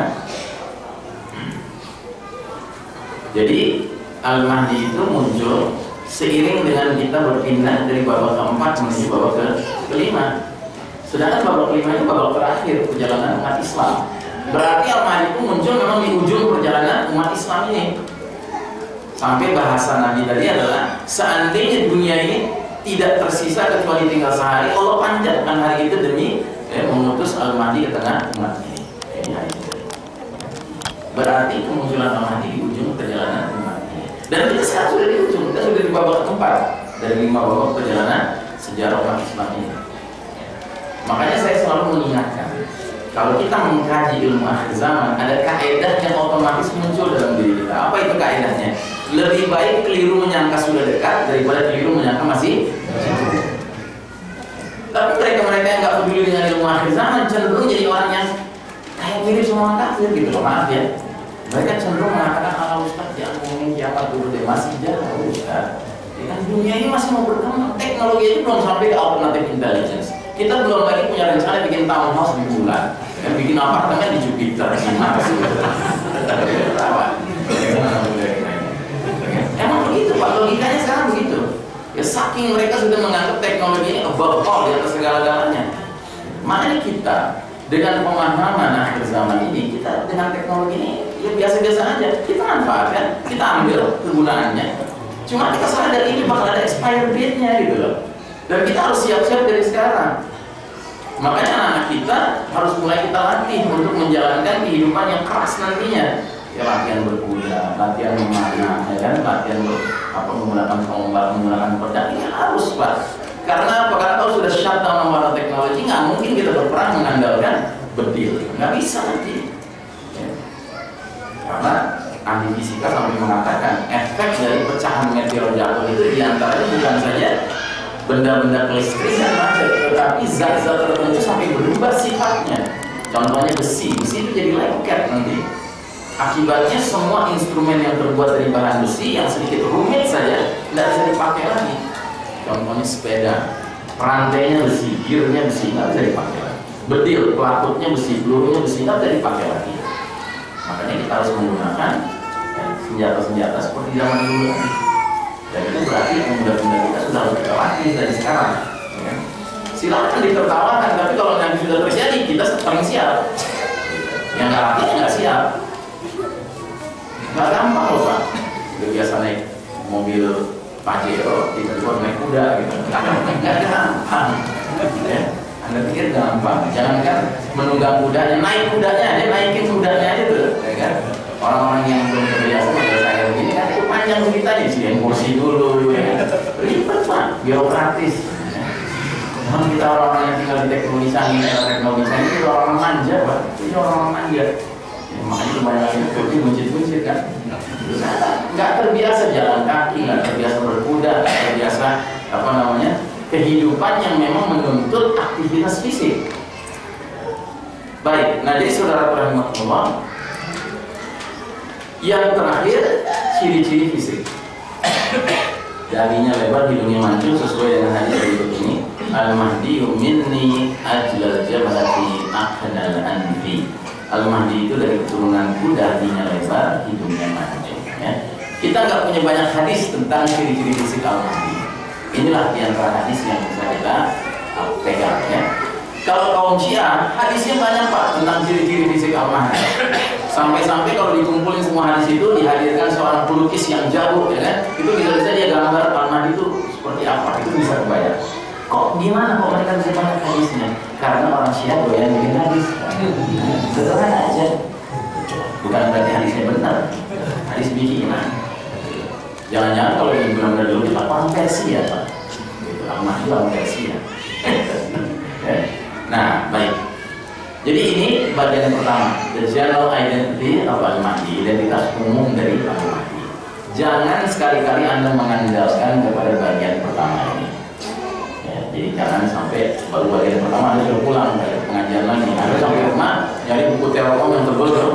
Jangan cari orang namanya Abdullah telepon ini satu tanya punya anak namanya Muhammad. Begitu punya wah ini kandidat Al-Mahdi. Atau Anda sibuk buka YouTube di HP ya kan, cari Syekh Muhammad bin Abdullah, ya kan, dengerin ceramah-ceramahnya. Hidungnya anjing, darinya lebar banyak Al-Mahdi. Ya. Percuma, Anda nggak akan bisa mendeteksi Al-Mahdi itu yang mana. Kenapa? Karena Al-Mahdi itu sendiri kemunculannya itu dirahasiakan Allah. Kenapa harus dirahasiakan? Supaya terpelihara, supaya musuh-musuh Islam nggak sempat melakukan apapun pada dia sebelum kemunculannya. Ya. Makanya jangan sekali-kali kita punya anggapan bahwa kemunculan Al-Mahdi itu bisa kita rekayasa, bisa kita skenariokan, nggak bisa kita skenariokan. Ya. Bahkan nanti saya akan jelaskan, ketika Al-Mahdi sudah muncul, dia di baiat pertama kalinya itu di depan Ka'bah itu. Ya, oleh sejumlah orang yang kata Nabi mithlu ahli Badar, seperti jumlah pasukan perang Badar 313 orang ya. Yang mana pembaiatannya itu sifatnya paksaan, jadi dia harus dibaiat dengan paksaan. Kenapa demikian? ada dua analisa. Analisa pertama, Al-Mahdi itu orang beriman yang sejati beriman. Karena dia imannya benar, dia nggak punya ambisi kepemimpinan, kekuasaan.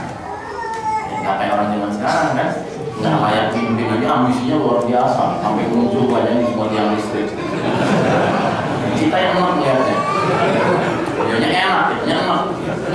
Nah ini 313 orang soleh, orang-orang alim, ya kan udah sepakat ini loh panggilan yang harus kita bayar karena ini tanda-tandanya ciri-ciri udah cocok gitu kan. Maka ketika diminta ulurkan tanganmu, kami akan bayar engkau sebagai pemimpin kami. Al-Mahdi menolak, dengan keras dia menolak. Tapi mereka dengan keras juga memaksa. Sampai dalam satu riwayat hadis yang memang derajatnya doif hadisnya, tapi itu dikatakan dalam hadis itu, kalau engkau tidak menerima bayat kami akan pukul tengkukmu. Itu istilah untuk kami akan bunuh kamu. Jadi diancam bunuh Pak Al-Mahdi itu.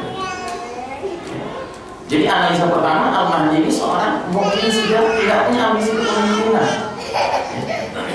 Dia sangat paham hadis Nabi yang berbunyi al-imaratu fitnatun fid dunya wa nadamatu khizyun fil akhirah. Jabatan kepemimpinan itu potensi fitnah di dunia dan potensi kehinaan dan penyesalan di akhirat. Dia tahu itu, sehingga dia berpegang pada hadis itu. Terus analisa kedua, kenapa Al-Mahdi mesti dibayar dengan paksaan? Karena Al-Mahdi tidak tahu dirinya Al-Mahdi. Kenapa Allah dikirimkan hari ini begitu? Karena Allah ingin memelihara Al-Mahdi. Kalau Al-Mahdi tahu dirinya Al-Mahdi, tentu orang lain juga tahu dia Al-Mahdi. Kalau orang lain tahu dia Al-Mahdi, tentu musuh Islam jadi tahu dia Al-Mahdi. Kalau musuh Islam tahu Al-Mahdi yang mana, dia apaan, Pak? Jadi bunuh. Dan jangan salah, orang-orang Yahudi itu mereka rajin mempelajari hadis-hadis nubuwah, hadis-hadis tentang masa depan, tentang akhir zaman, termasuk hadis-hadis tentang Al-Mahdi. Mereka pelajari, Pak.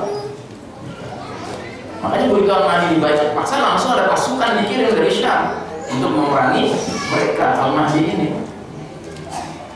Jelas ya?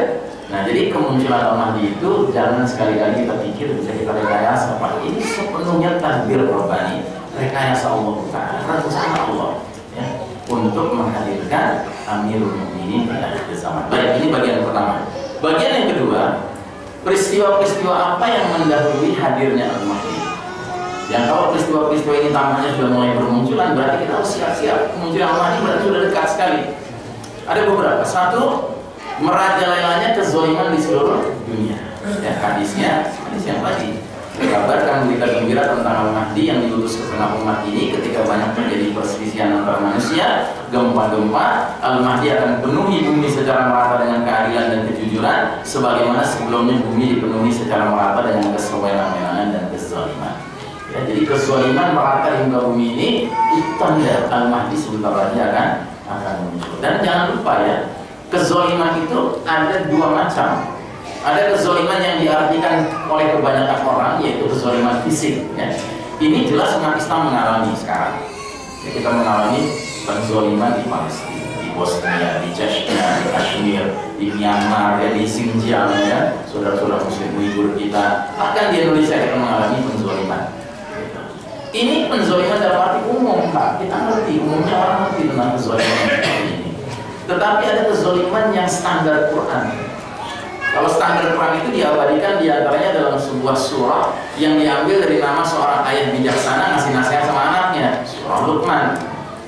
Dalam surah Luqman itu kan, ketika Luqman ngasih nasihat, yang paling pertama nasihatnya apa? Ya bunayya la tusyrik billah, inna syirka lazulmun adzim. Hai anakku, jangan kamu syirik, mempersekutukan Allah. Karena syirik itu adalah kezaliman yang besar. Jadi kezaliman yang besar dalam kacamata Islam itu apa? Syirik. Nah, kira-kira syirik sekarang merata nggak di muka bumi? Merata. Dan cilakanya sebagian manusia nggak sadar bahwa dia terlibat dalam syirik hari ini, karena ini syirik modern, Pak. Kalau syirik yang modern lama kita ngerti yang syirik kuburan, syirik takhayul, syirik khurafat, kita udah ngerti, Pak. Tapi syirkul hukum, syirkul ta'ah, dengan syirik terhadap hukum, syirik terhadap ketaatan, ini berat, Pak. Makanya saya sering mengatakan, kita orang beriman harus tahu bahwa kita ini hanya boleh taat kepada hukum Allah, bukan hukum lain. Tapi Ustaz, kan hukum Allah nggak berlaku di negeri kita. Memang nggak berlaku, karenanya minimal harus gak ridho dalam hati. Jangan ridho, jangan merasa fine-fine saja hukum ini nggak beres Pak. Kekacauan memang terjadi karena apa? Karena bukan hukum Allah yang diberlakukan. Coba kalau hukum Allah yang diberlakukan, ya nggak mungkin koruptor ketangkap masih bisa senyum-senyum, nggak ada dada, nggak mungkin orang tangannya bakal putus. Ya. Dan itu membuat kapok kepada calon-calon koruptor berikutnya. Tapi dalam hukumnya bikinan manusia begini Pak, bisa dimanipulasi. Nah kita harus sadar Pak, kalau kita tidak menjadikan hanya hukum Allah sebagai hukum yang kita taati, kita patuhi, hakikatnya kalau kita ridho, itu dosanya bukan dosa kecil, dosa syirik. Karena apa? Karena menempatkan selain Allah sebagai pihak yang punya legalitas menyusun halal dan haram. Nggak boleh. Halal dan haram itu hanya hak milik Allah Subhanahu wa Ta'ala. Sampai-sampai ketika turun surat At-Taubah ayat 30, lalu Nabi bacakan di hadapan para sahabat, ada seorang sahabat mantan Nasrani namanya Ali bin Hatim langsung nanya, mari kita lihat ayat itu. Ayat itu berbunyi, ittakhadhu ahbarahum wa ruhbanahum arbaba min dunillah. Orang-orang ahli kitab telah menjadikan rabi-rabi mereka, pendeta-pendeta mereka, orang-orang alim mereka, orang-orang ahli ibadah mereka sebagai rob-rob Tuhan-Tuhan selain Allah. Ali bin Hatim dengar ayat ini dibacakan, Nabi langsung bertanya, ya Rasulullah, seingat saya waktu saya Nasrani nggak pernah saya sujud di depan pendeta. Kok Allah bilang orang-orang ahli kitab telah menjadikan pendeta-pendetanya sebagai Tuhan-Tuhan selain Allah? Ini gimana ya Rasulullah? Terus Nabi nanya begini, hai Ali, bukankah tradisinya orang Kristen jika pendeta mengatakan sesuatu itu halal, padahal dalam kitab Injil dikatakan haram oleh Allah, pendeta bilang halal, maka kaum Nasrani ikut apa kata pendeta? Oh iya ya Rasulullah. Bukankah kalau pendeta mengharamkan sesuatu yang ternyata dalam kitab suci Injil dihalalkan oleh Allah, kemudian kaum Nasrani ikut apa kata pendeta itu mengharamkan juga? Oh iya ya Rasulullah. Maka kata Nabi, itulah bentuk ibadah orang Nasrani kepada pendeta. Jadi ibadah itu nggak mesti dalam bentuk sujud saja Pak, tetapi mengakui, membenarkan apa kata seorang ulama ngaco gitu kan, yang bertentangan dengan apa kata Allah, ya kan, kita benarkan. Itu sebenarnya kita sudah beribadah pada ulama itu. Contoh lah, misalnya di masyarakat muslim ini tiba-tiba ada seorang profesor, doktor, ahli tafsir, ulama, tiba-tiba mengatakan jilbab nggak wajib, padahal kata Al-Quran wajib apa enggak? Wajib. Terus orang ikut dengan pendapat ulama ini, dia telah beribadah pada ulama ini, sekalipun dia nggak sujud di depan ulama itu. Nah sekarang bayangkan Pak, aturan hukum yang bikin artis lagi, anak PKI lagi, ya kan? Ditaati, ditunduk, dia tunduk padanya, ya kan? Padahal rame-rame beribadah bukan saja pada pendeta, bukan pada raja, bukan pada ulama, pada artis, pada anak PKI, ya kan? Nabi sebelah ini, ini sistem ini sudah rusak Pak. Nah jadi saudara-saudara, kezaliman sekarang ini sudah dahsyat. Mau diartikan kezaliman umum maupun kezaliman yang artinya syirik, hari ini sudah dahsyat sekali. Yang kedua, fitnah az-zuhaimah yang artinya gelap dan pekat, ya, menyelimuti bumi kita. Nabi bersabda, "Tsumma fitnah az-zuhaimah la tad'u ahadan min hadhihi al-ummati illa latamathu latmahan." Kemudian datanglah fitnah gelap dan pekat yang cirinya satu, tidak meninggalkan seorang pun dari umat ini kecuali akan menampar. Jadi fitnah az-zuhaimah ini skala pengaruhnya itu ke seluruh dunia. Nggak ada muslim manapun di jengkal bumi Allah hari ini yang tidak kena dampak tamparan dari fitnah az-zuhaimah ini. Jadi fitnah ini pasti berskala global, ya. Terus yang kedua, fitnah az-zuhaimah ini disebutkan kalau ada berita bahwa fitnah ini sudah berakhir, justru kenyataannya semakin meluas, melebar. Nah ini ketika mengomentari bagian kedua ini, Syekh Mubayyad dalam kitab Ensiklopedia Akhir Zaman mengatakan, berarti fitnah az-zuhaimah ini kayak gelombang. Kalau terasa betul dia naik gelombangnya, tapi kalau dia nggak terasa dia sampai kayak hilang gitu. Orang udah berlalu nih fitnah ini, untuk tiba-tiba dikagetkan namanya dia naik lagi ke atas, gelombangnya muncul lagi. Nah Syekh Mubayyad sampai mengeluarkan dugaan, jangan-jangan yang dimaksud fitnah az-zuhaimah di zaman kita sekarang ini adalah proyek yang namanya Global War on Terror, perang global terhadap teror, yang hakikat maknanya adalah Global War on Muslims, ya, perang global terhadap kaum muslim. Karena apa? Karena setiap tindakan terorisme yang dikerjakan kaum muslimin pasti semua media massa mainstream mengatakan itu terorisme. Tapi kalau tindakan terorisme itu dikerjakan oleh orang non muslim, maaf, kafir, nggak boleh disebut non muslim ya. Ya saya jadinya mau dong, nggak pernah ngajarin saya non muslim, kalau ngajarin saya kafir ya kafir. Kalau kafir yang mengerjakan nggak disebut terorisme. Makanya sebenarnya kasus kemarin ini, An-Nur ini ada kayak semacam sedikit perubahan nih. Karena Perdana Menteri Islandia baru jelas terang-terangan mengatakan pelakunya adalah right wing extremist teroris, gitu. Teroris sayap kanan ekstrim, gitu. Tapi nggak mau juga dia nyebut teroris Nasrani, nggak ada. Kalau yang dikaitkan dengan agama cuma kaum Muslim teroris, ya. Nggak pernah ada Christian teroris, nggak pernah. Jewish teroris nggak pernah, Buddhist teroris nggak ada. Gitu. Yang ada tuh Muslim teroris. Berarti ujung-ujung akhirnya GWOT ini Global War on Terror hanya kepada kaum muslimin. Dan memang begitu Pak. Kalau udah berlalu gitu kan, sampai orang udah melupakan, udah nggak ada nih isu terorisme. Tiba-tiba pancing meledak. Itu adalah isu terorisme. Pelakunya masih Ahmad, tapi tiba-tiba Ibrahim kena, si ini kena, si Hasan kena, si Amir kena, si Ibn kan. Allah. Oke. Terus yang ketiga, ciri fitnah duhaimah adalah di saat itu nanti seseorang di pagi hari masih beriman, mukmin, sore harinya kemudian menjadi kafir.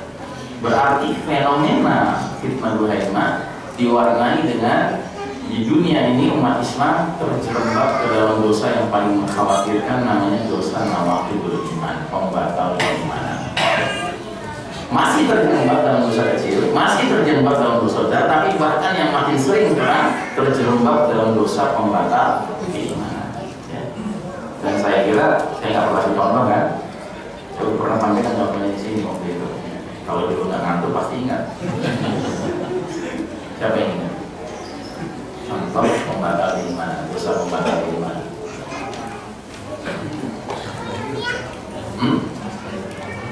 Mengatakan apa? Mengucapkan apa? Nah, siapa tuh? Coba angkat. Siapa yang ngomong? Saya gak ada hadiah air minum aja. Ya benar. Jadi mengatakan semua agama sama, baru cukup bisa mengantarkan orang kena dosa yang kelasnya kelas pembatal keimanan, Pak. Kenapa? Karena ayat tidak ada yang menyatakan itu semua agama sama. Justru ayat menegaskan inna dina indallahil Islam. Sesungguhnya din yang Allah ridhoi di sisinya hanyalah Islam. Bagaimana mungkin Allah bicara begitu, lalu kita sebagai hamba Allah yang mengaku Muslim, ya, punya pendapat berbeda? Semua agama sama, semua agama baik, semua agama benar. Alhamdulillah. Ini gimana ceritanya? Ini hanya bukti bahwa hari ini Ghazwul Fikri, perang pemikiran itu dahsyat sekali dilansir oleh musuh-musuh Islam. Dan salah satunya adalah lewat proyek ajaran pluralisme. Pluralisme itu ujung akhirnya mengatakan semua agama sama, semua agama baik, semua agama benar. Kalau seandainya benar kayak gitu, mestinya ada ayat dong mengatakan sesungguhnya Allah itu pada semua agama, kan mestinya gitu. Tapi nggak ada ayat kayak gitu. Jelas ya? Baik. Nah jadi saudara rahimahumullah, ciri keempat dari fitnah duhaimah adalah hatta yasiron nasu ila husfataini, ya. Sampai-sampai manusia terbelah menjadi dua kemah, ya. Husfatu imanin la nifaqa fihi wa husfatu nifaqin la imana fihi. Kemah pertama, kemah iman yang sama sekali tidak mengandung kemunafikan, dan kemah munafik yang sama sekali tidak mengandung keimanan. Jadi umat Islam akan terbelah menjadi dua. Muslim yang model begitu, ya kan? Nyarinya Muslim model begitu juga, yang akrabnya sama orang kafir, ya kan? Yang ujungnya jadi munafik. Iman nggak ada lagi. Sementara Muslim mukmin, ya kan? Nyarinya Muslim mukmin, dan akhirnya cenderung ya, mengkonsolidasi diri dengan sesama orang beriman. Dan itu sudah kita saksikan sekarang mulai terjadi fenomena seperti itu. Orang yang rajin ke masjid makin rajin ke masjid. Orang yang rajin dugem-dugeman, ya kan, karaoke-karaokean, ya sudah sana terus sama orang kafir. Akhirnya bangga sama orang kafir. Dan mereka cenderung mengatakan enggak apa-apa, pemimpin muslim, ya. Mereka pakai istilah itu non muslim. Baik, nah jadi kata Nabi kalau 4 ciri-ciri fitnah duhaimah ini sudah muncul, jika kondisinya sudah demikian, tunggulah keluarnya Dajjal hari itu atau esok hari. Loh, kita lagi ngomongin Al-Mahdi kok tiba-tiba ngomongin Dajjal? Karena begini, kalau fitnah duhaimah adalah tanda Dajjal sudah akan muncul, ya, apalagi Al-Mahdi, sedangkan Dajjal nomor 5. Kalau Dajjal dulu dekat, apalagi Al-Mahdi. Kalau Al-Mahdi saja dulu dekat, apalagi Duhan. Makanya ini yang sering saya katakan, kalau kita ngerti tanda-tanda zaman, Pak, kita nggak akan cenderung menganggap bahwa masih jauh. Enggak, kita makin hari makin ngerti, makin dekat ini. Jadi makin dekat. Dan setiap peristiwa-peristiwa yang besar yang melibatkan umat Islam, Pak, itu makin membelah umat ini. Ya, kayak kasus kemarin, kasus An-Nur ini membelah mana muslim mukmin, mana muslim munafik. Makin terbelah, makin kelihatan. Dan uniknya lagi bahkan peristiwa kayak ini bisa menyebabkan muslim-muslim yang tadinya kelihatan tenggelam dan kemaksiatan tiba-tiba muncul di rohnya. Ya, itu terjadi di barat, atau sekarang terjadi. Jadi pemuda-pemuda muslim yang selama ini jarang ke masjid karena mereka salah bergaul, kan, mainnya sama teman-teman rumah gitu kan. Sejak kejadian ini, Pak, mereka bangkit di roh mereka. Bahkan mereka bercita-cita kalau bisa jagain masjid, syukur-syukur ditembakin nanti mati syahid. Ini mikir jangan pintar saja gitu kan. Dosa udah banyak, gue minum mulu, main perempuan mulu gitu kan. Jadi kalau memang itu jalan bisa syahid, nggak apa-apa gue jagain masjid. Ini luar biasa, nggak pernah diduga ya. Mana pernah si teror itu membayangkan bahwa akan terjadi gelombang kesadaran emas seperti ini. Baik. Yang berikutnya, ciri sebelum Al-Mahdi muncul terbunuhnya nafsun zakiyah, jiwa yang suci. Hadisnya berbunyi bahwasanya Al-Mahdi tidak akan muncul sampai dibunuhnya jiwa yang suci. Ketika jiwa yang suci itu dibunuh, maka murka kepada mereka para pembunuh itu, siapa saja yang ada di langit dan siapa saja yang ada di bumi. Ya. Nah, tentang jiwa yang suci terbunuh ini ada 2 pendapat besar. Ada pendapat yang mengatakan sudah terbunuh jiwa yang suci. Ada pendapat mengatakan belum terbunuh. Nah, yang mengatakan sudah terbunuh juga punya pendapat berbeda-beda tentang siapa yang sudah terbunuh itu, yang jiwa suci itu. Nah, di antara pendapat yang ada adalah pertama, ada yang mengatakan sosok jiwa yang suci itu adalah ya Abdul Hasan. Tahu Abdul Hasan? Abdul Hasan ini seorang tokoh dari Palestina yang hidup tahun 70-an. Nah, ketika dia mendengar terjadi invasi Soviet ke negeri Muslim Afghanistan, ya, kemudian rakyat Afghanistan bangkit, ya kan, melakukan perlawanan dengan senjata apa adanya lawan kekuatan adik kuasa Soviet. Soviet kan salah satu kekuatan blok timur kan, kekuatan dunia, Pak. Sedangkan rakyat Afghanistan itu secara peradaban tertinggal jauh, Pak, dibandingkan bangsa-bangsa lain. Tapi mereka punya izzah Islam. Mereka nggak rela dikuasai sama komunis. Akhirnya mereka lakukan perlawanan fisik, ya. Mereka bangkit dengan senjata apa adanya melawan kekuatan Soviet. Nah, rupanya Abdul Azam jauh-jauh dari Palestina terpanggil hatinya. Dia ingin hadir ikut berjuang bersama saudara-saudara Muslim Afghanistan. Berangkat tadi. Nah, setelah dia ikut berjihad dengan Muslimin Afghanistan, dia menyadari dan dia menyimpulkan ini jihad syar'i. Ya, ini jihad bukan jihad main-main, ini jihad beneran ini, sesuai dengan aturan syariat. Karena dia dokter di bidang syariat. Dia bukan istilahnya muslim awam, ya, dia dokter di bidang syariat. Ya, apa yang dia lakukan? Akhirnya dia bolak-balik, Pak, antara Afghanistan dengan negeri-negeri Arab yang lain. Setiap dia datang ke negeri Arab, dia khusus berceramah, khusus khutbah Jumat dengan membakar semangat muslimin, terutama kaum muda, untuk ikut berangkat berjihad ke Afghanistan. Sampai pernah kejadian di sebuah masjid di Madinah, ya, di Saudi, dia khutbah Jumat. Habis dia khutbah Jumat, 3 pesawat komersil isinya pemuda Arab Saudi berangkat ke Afghanistan berjihad. Luar biasa, Pak. Ya, luar biasa. Ya. Dan dia tidak saja membangkitkan orang-orang Arab berangkat ke Afghanistan, tapi dia membangkitkan pemuda-pemuda dari Asia Tenggara, ya, dari Indonesia, dari Filipina, dari Malaysia, ya, berangkat jihad di Afghanistan. Sehingga jihad di Afghanistan, Pak, itu menjadi eksperimen jihad di era modern pertama kali yang mencakup kaum muslimin dari berbagai bangsa, Pak. Belum pernah ada kejadiannya itu di era modern. Kira-kira pekerjaan Abdul Azam ini ada yang benci nggak? Ada yang nggak suka nggak? Nah, terutama siapa yang paling nggak suka? Al-adu rohong wahid, ya, musuh nomor wahid kita, Yahudi pasukan. Apalagi orang Palestina.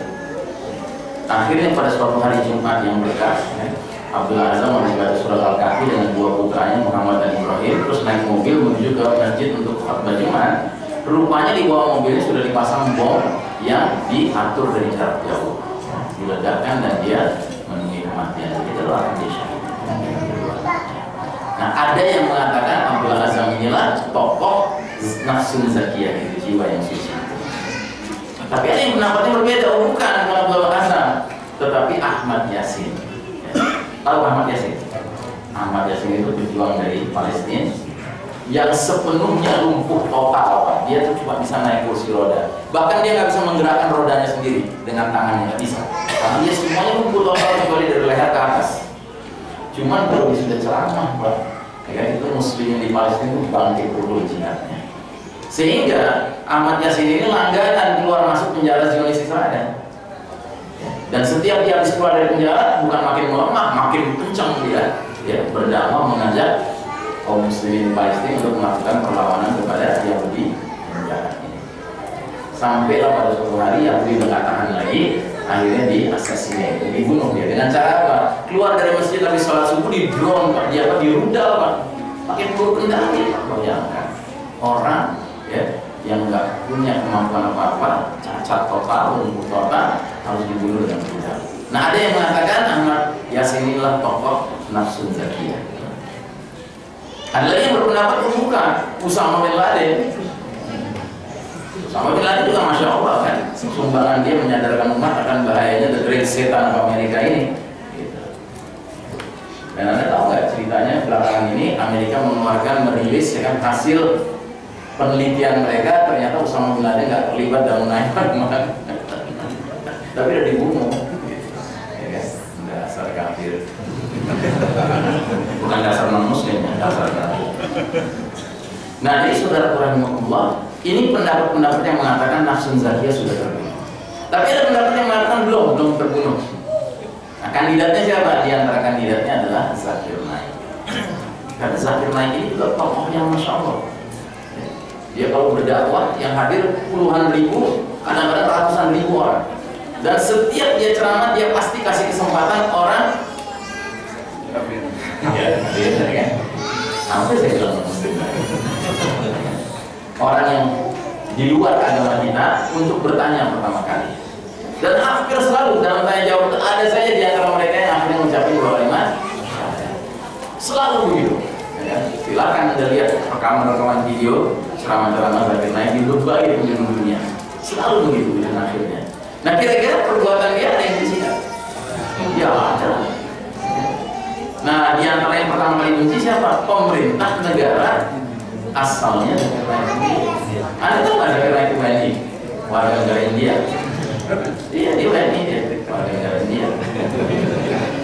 Pemerintah India dipanas-panasin sama kaum Hindu ekstrem yang kesal lihat video-videonya Zakir Naik, di mana hampir selalu ada orang Hindu nanya masuk Islam, nanya masuk Islam, nanya mencapai dua kalimat syahadat.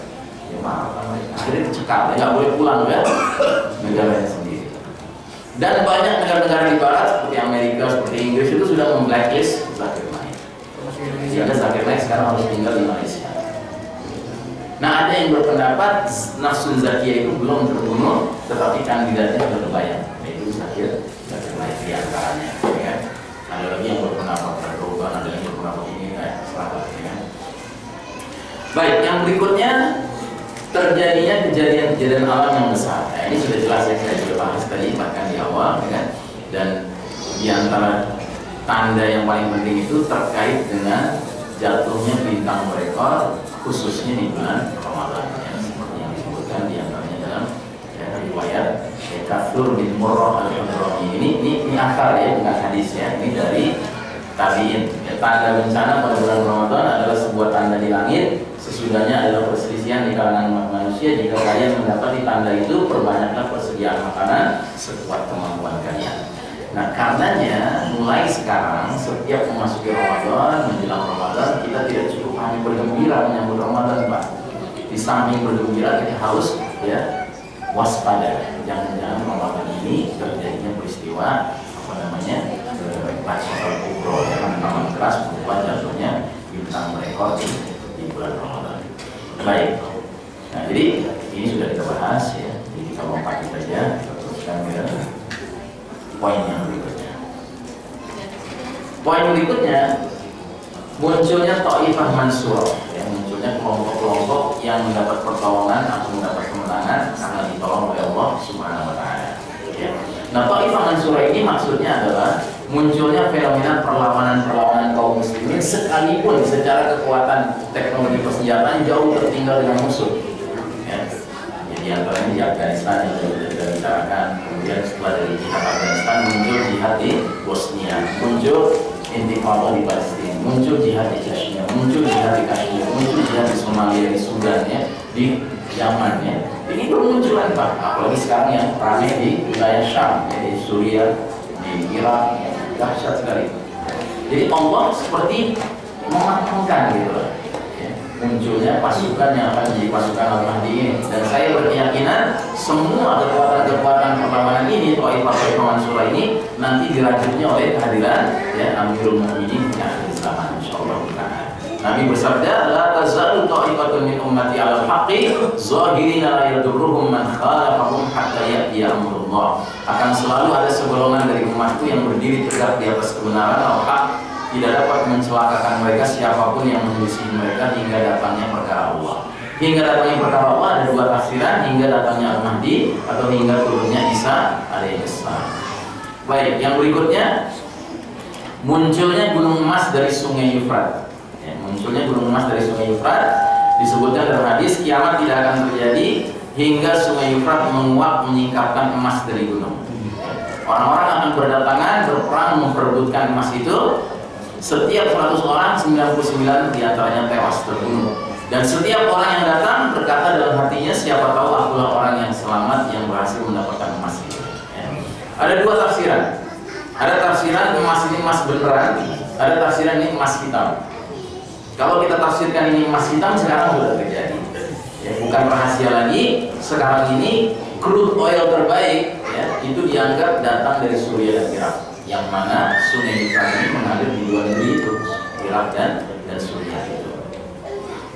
Tapi kalau saya sendiri condong pada pengertian sebenarnya, emas beneran. Dan kalau itu pengertian yang sebenarnya yang benar, berarti harus terkait erat dengan terjadinya bacatul hantaman keras yang sampai mengubah ya, komposisi ya, tanah dan bawah tanah kita. Ya, itu mungkin saja tiba-tiba setelah bacatul kubro Allah menghadirkan di balik Sungai Yufrat yang mengering itu gunung emas beneran. Ya, orang yang berdatangan untuk memperebutkannya. Dan Nabi berpesan, kalau itu sudah terjadi kalian umatku jangan terlibat memperebutkannya. Kita tidak boleh terlibat memperebutkannya. Ya, Pak.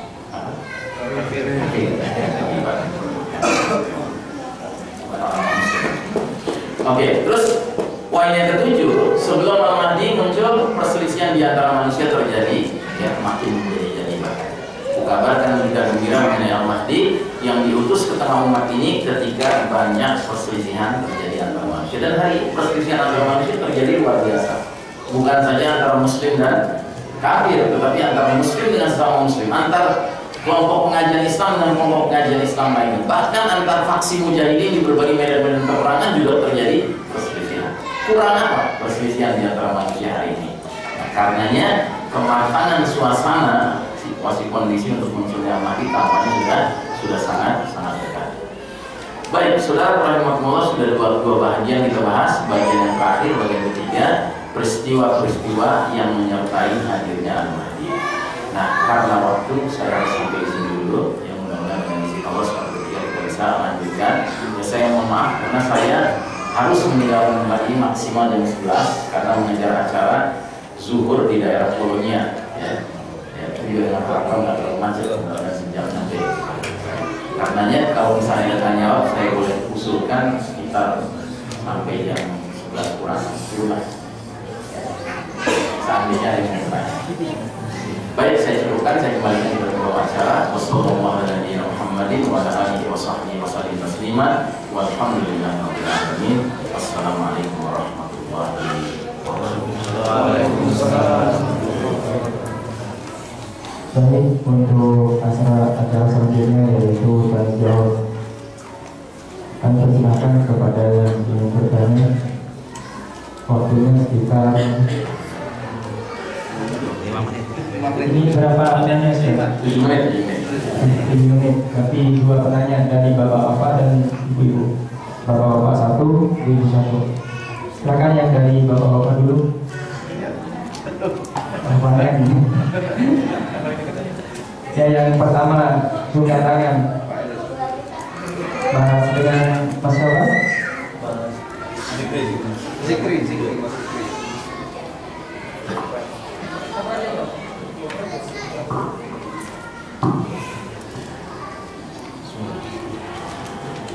Assalamualaikum warahmatullahi wabarakatuh.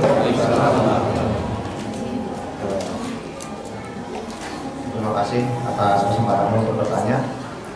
Sebenarnya kalau untuk kajian Ustaz sendiri, alhamdulillah saya sering ngikutin di YouTube gitu. Dan akhirnya juga sampean juga buat talaki langsung.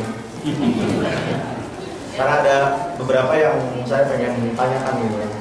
Kayak tadi terkait dengan istihadnya Syekh Mubayyad bahwa kemunculan Dajjal itu kan di akhir. Bukan di akhir, di 5. Oh ya, di nomor 5 enggak maksudnya Urutannya belakang. Ya, urutannya di 5. Nah, cuman saya pernah mendapatkan sebuah hadis bahwa waktu itu ada pendeta Nasrani yang pergi keluar lalu melihat sesosok laki-laki dan akhirnya dia membaiat Rasulullah gitu, taat. Dan disebutkan bahwa itu Dajjal. Nah, Allah alam, maksudnya saya pengen bertanya masalah itu. Nah, gitu aja.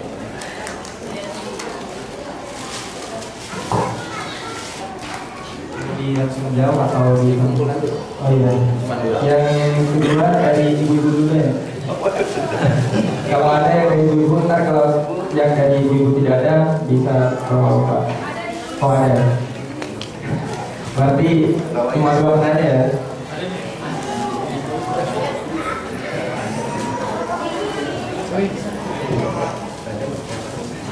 Ditulis kayaknya. Diambil aja. Ya, diambil aja. Pak Barudi.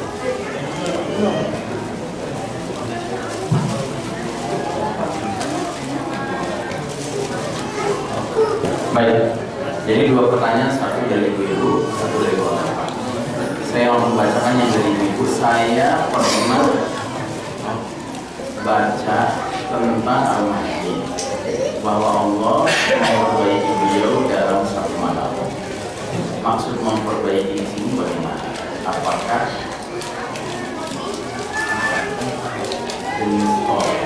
ini salah? Ya. Jadi saya jawab dulu yang pertanyaan ibu ini. Ya. Memang ada hadis riwayat Ibnu Majah. Hadis ini berbunyi sebagai berikut: Al-Mahdi minna ahlal baiti yuslihuhullahu fi lailah. Al-Mahdi itu dari keturunan kami, Ahlul Bait, yang Allah islah, perbaiki keadaannya dalam semalam. Ya. Jadi kan tadi saya sudah bahas, pembaikan Al-Mahdi itu dilakukan dengan paksaan, ya, dengan paksaan. Dan salah satu analisanya kenapa harus dipaksa, karena Al-Mahdi tidak tahu kalau dirinya Al-Mahdi. Ya. Dan akibat dari dia tidak tahu dirinya Al-Mahdi, setelah dia dibayar tentu dia bingung kan, gimana ini? Dia nggak siap. Nah, terjadilah peristiwa ini, di mana Allah dalam satu malam mengislah Al-Mahdi. Keesokan harinya dia tampil sebagai pemimpin yang handal. Kira-kira bagi Allah itu perkara yang sulit atau sederhana? Perkara mudah, ya kan? Jadi dengan kata lain, Al-Mahdi ini, kalau kata Syekh Mubayyad dalam uraiannya tentang hadis ini, dia mengatakan Al-Mahdi ini bukan berarti tadinya punya kesalahan, terlibat dalam maksiat, dalam dosa, tidak. Dia orang soleh, cuma masalahnya dia nggak punya kapasitas kepemimpinan tadinya. Jadi soleh untuk dirinya sendiri, untuk keluarganya, tapi bukan berarti soleh untuk memimpin umat ini. Dia nggak siap.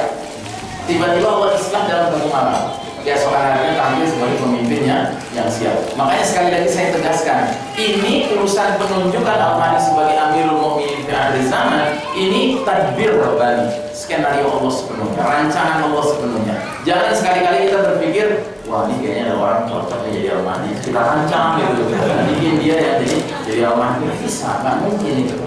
Ini sepenuhnya rahasia Allah, bukan ada. Makanya kalau Anda ingat tahun 1981, 1401 Hijriah, itu kan sempat ada kejadian serombongan orang masuk ke Masjidil Haram pakai senjata, terus membaiat laki-laki yang dikatakan ini Muhammad Abdullah, ya kan, ini Al-Mahdi, gitu. Anda tahu nggak bahwa akhir dramanya gimana? Ya, setelah terjadi pembayatan itu, semua jamaah haji itu yang ada di masjid itu disandra sama mereka. Nah, tentara Arab Saudi itu nggak berani nyerang masjid. Karena khawatir kalau ini benar-benar Al-Mahdi. Mereka nunggu sampai kapan? Sampai kalau nggak salah 2 atau 3 hari baru diserbu. Karena apa? Khawatir kalau tiba-tiba ada kabar pembenaman pasukan antara Mekah dan Madinah. Karena memang urutannya begitu, rangkaian peristiwanya. Setelah Al-Mahdi dibayar paksa, tiba-tiba ada pasukan dari Syam dikirim. Pasukan itu udah lewat Madinah mau meneruskan perjalanan ke Mekah, atau mengalami pembenaman bumi di Jazirah Arab yang sekaligus itu pembenaman pasukan tersebut. Nah, nggak ada pembenaman itu berarti Allah dipalsu, diserbu. Ya. Makanya jangan coba-coba bikin rancangan skenario membaiat Al-Mahdi versi kita. Nggak ada cerita versi kita, Pak. Ya. Kita dituntut pada nas-nas ini. Nas-nas ini yang membuat kita menuntut kita untuk meyakini ini Allah. Termasuk kalau Allah takdirkan kita hijrah ke wilayah Arab, ya kan? Nanti pada masa terjadi pembayatan pertama Al-Mahdi oleh 313 orang itu, terus ada pasukan yang dibenamkan, kita mendengar kabar pasukan itu dibenamkan, karena itu potensial kan mendengar kabarnya kan kita tinggal di Arab. Tapi kalau kita tinggal masih di sini, wah kita nggak bakal dapat kabarnya kecuali 6 bulan berikutnya kali, karena nggak ada rasa, nggak ada televisi. Tapi kalau dari mulut ke mulut ya kita tinggal lihat, tentu kita cepat mendengarnya. Nah, kita boleh jadi akan menjadi gelombang kedua yang membayar Al-Mahdi, karena dalam hadisnya dikatakan di depan itu anda sudah ketika manusia menyaksikan peristiwa pembenaman pasukan itu, berdatanganlah orang-orang muslimin ke Ka'bah untuk membayar Al-Mahdi. Ya. Nah, jadi Al-Mahdi ini diislah dalam perjuangan. Gak ada ceritanya Al-Mahdi perlu ikut Lemhanas, ikut penataran P4, ikut penataran Nawacita, ya kan, pakai menjadi Jawa, gak perlu. Gitu. Bagi Allah ini perkara sederhana. Oke, nah pertanyaan kedua dari saudara kita, saudara teman. Rikri. Itu kisah nyata tentang perjumpaan Tamim Ad-Dari radhiyallahu anhu dengan Dajjal. Itu temanya berkaitan dengan mewaspadai keluarnya Dajjal. Jadi Dajjal ini memang pernah dijumpai oleh seorang bukan pendeta, dia pelaut Nasrani. Dia pelaut Nasrani, namanya Tamim Ad-Dari, membawa 30 awak kapal semuanya suku Lahom dan juga 2 suku di Palestina, semuanya Nasrani. Kemudian dalam pelayaran itu, bahtera mereka diombang-ambingkan oleh ombak badai selama 1 bulan penuh, sampai terdampar di sebuah pulau kecil. Masuk pulau itu mereka ketemu sama hewan yang aneh, seluruhnya bulu yang ada, sehingga nggak jelas mana kepala mana ekornya. Masih aneh melihat hewan itu. Oh, hewan itu berbicara lagi, mengatakan ada seorang laki-laki ingin ketemu dengan kalian di biara itu. Ya. Mereka langsung tinggalkan hewan itu karena khawatir ini syaitan betina. Begitu masuk ke dalam biara itu, kata Tamim Ad-Dari, Ra'aina a'zamul insan, kami melihat seorang laki-laki yang besar, kuat, ya kan? Tetapi terikat di 2 tempat, di tangannya begini dan di kakinya. Dan laki-laki ini bisa berbicara, dia nggak disumpah mulutnya, dia bisa bicara. Dia nanya tentang Danau Tiberias, dia nanya tentang kurma Kaisan, dia tanya tentang mata air Subur, dan dia tanya tentang Nabi yang buta huruf. Apakah sudah diutus?